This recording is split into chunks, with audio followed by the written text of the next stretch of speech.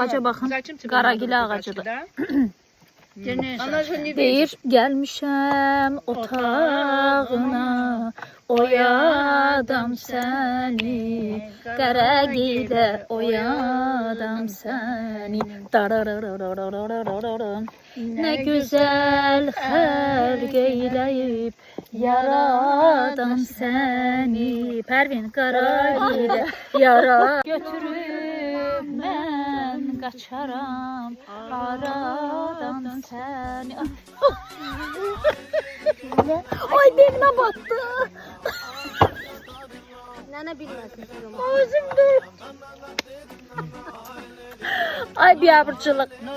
Ay anı yaşayın valla. Hayat kısa, kuşlar uçuyor. Ana uşağın çayına. Biz balıkların yanında. Biz balıklar, hayat kısa. Kuşlar yukarıda uçuyor dayı gibi.